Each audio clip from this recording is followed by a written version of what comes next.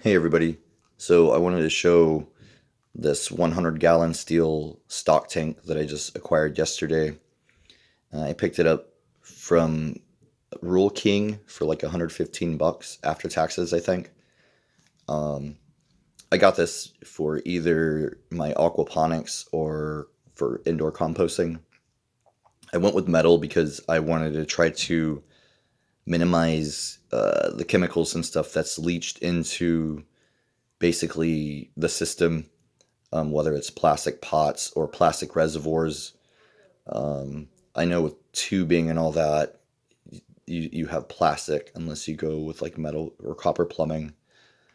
So I still have a lot of things to figure out, but I just wanted to show what I added to the arsenal.